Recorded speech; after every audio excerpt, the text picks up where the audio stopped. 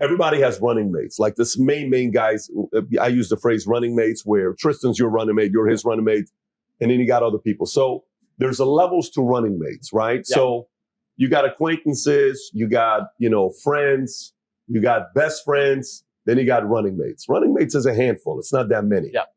And when you create that kind of an environment, there's a very mutual understanding of what the standards are to be at this level. You can go to dinner and shoot the shit and talk to anybody. Hey, and hey, how you doing? Oh, great, man. What's up? How you doing? Man, great, awesome, family good, everybody good, great. And then there's the next one and the next one and the next one and the next one. And, some people try to become too friendly too soon and it's a little awkward. Yeah. Let's relax a little bit, let a couple of years go by, and then we'll see where this thing goes. Yeah. For your end, what code, not you and Tate, because not you and Tristan, set that one aside. I'm talking about anybody else, non-blood. Yeah. And I'm not even talking cousin, by the way. I'm talking non-blood. Yep. Anybody that's non-blood, that's in the inner circle of Tate, and it's a handful of people on that list.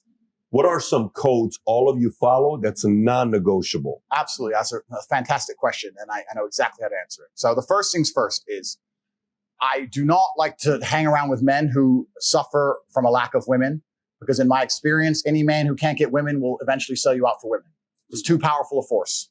Too powerful a force. If you're completely sex deprived all the time, sooner or later, you're going to sell your boys out for sex, whether it's his ex or some girl talking bad about your boy, but you really want the pussy, so you let her slide. If you're not good with girls, I don't want to talk to you. Second thing is money. You haven't got to be rich, but if you're starving, you're going to try and sneak some money out of somebody, right? If you can't eat, you'll do anything for food. If you can't pay the bills, you do anything for money. That means whether it's a plea bargain, whether it's trying to rob me, whether it's money sitting around my house. I don't want to talk to extremely broke people. I don't want to talk to extremely sex deprived people for the same reason I wouldn't have a whole bunch of food around a hungry person. Same reason. It's the first two things. Next thing is loyalty. And I know that's super hard to judge, but I really like to believe that the few people I hang around with, if we were all in separate police interviews and they were to come and say, hey, your boy turned, I could literally burst out laughing. Say, bro, you better come with a new story, G.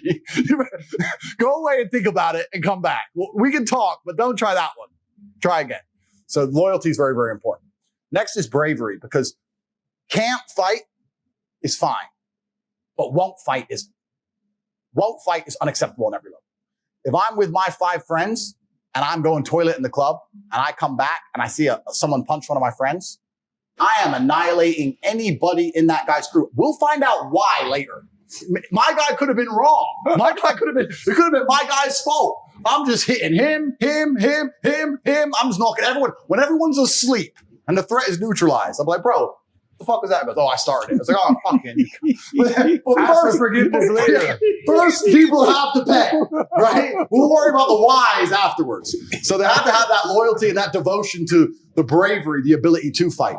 I find it very crazy. I find it crazy, and I say this often to guys. I say, you're rolling around with these men who won't even fight to protect you because they're cowards. So they'll watch you get your head stomped to death and cower out and not even try and help you. And they'll be like, yeah, but he's funny. But he's funny? We're talking about life and death. You're talking about fucking funny? Like, so if I can smell on someone that they wouldn't even attempt, I don't want to be anywhere near them for the same reason. And general professionalism. I've developed a habit where I punish myself for the smallest unprofessional actions. If I misplace my keys or misplace my phone and it takes me more than 10 minutes to find it, I'll punish myself for that. Regardless, whether it's I don't spend money this week or I don't go here or I'm canceling that or I'm going to defer buying something I want to buy. I punish myself religiously so that next time I put my phone down, I know where I put my phone. Next time I put it down, I know where I put it all the time. When I put it down, I know where my phone is. So when I'm around people like, hey, I lost my keys, or hey, bro, I forgot. When I'm around sloppy people, I don't like it. I like people who have their lives in order. When I detect sloppiness, I don't really want them too close to me because gaps are where things sneak in.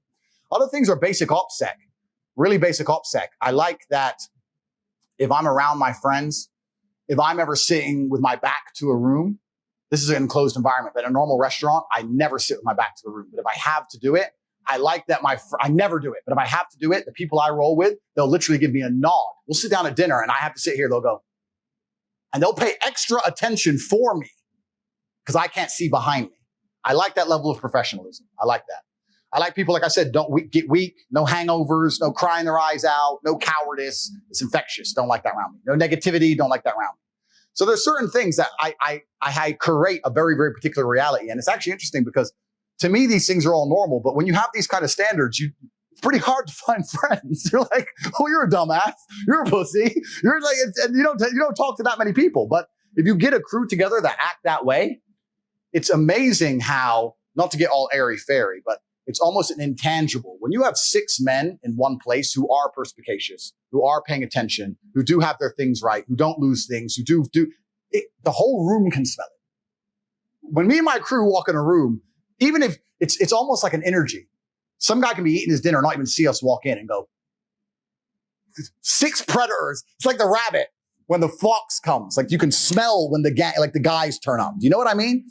And everyone's experienced it. Everyone's seen it. So anyone I associate with, I have these very, very stringent metrics, and they're basically just to make sure that nobody gets inspired by something they can't resist to snake us. And also nobody's overly sloppy and allows a way for us to be infiltrated and destroyed. And one of the easiest ways that people, especially in the modern world today, especially people in my position, are infiltrated and destroyed are women. So with women, I create that very heavily. If you get a guy who's thirsty and he's on your crew, let's say I have problems with another crew, let's say, and I know they have a member who's thirsty. That is the easiest job in the world. You get one hot bitch to Instagram message. You're going to find out where they are, what they're doing, where they've been, the hotel room right now. It's fucking done deal. You can do whatever you want to them idiots, right? You got to have guys who can turn that shit down. I've had it a bunch of times in my life where I've been in countries. I was in Sofia, Bulgaria. I was talking to this girl. She's like, hey, 10 out of 10. And I've been talking to her for a few weeks. She's like, hey, let's meet at this place. I'm like, let's go here. No, this is my favorite place. Let's go here. And I was like, no. I'll turn pussy down. I could have been wrong. Could have been right. Could have been right. We're never going to know. I'll turn it down. But if you have that guy in your crew, hey, bro, she's so hot, bro. She's so hot. That's problems for you and him and everyone else. So you got to be very careful with the kind of life you're living. But if you live with people who have their lives in order, it's important. But professionalism is also a really big one. When I see people who are sloppy, it makes me very uncomfortable. If you enjoyed this video and you want to watch the entire podcast, click over here. And if you want to be connected with experts, influencers such as Kiyosaki, Tate, Connolly, Paul Menteri, myself, and others, download the app Minect, where you get a chance to connect with these folks by the minute. You get to buy the minute or have FaceTimes with them, 15 minutes, ask them any questions you may want to have. Download the app Minect and start connecting with influencers and experts today.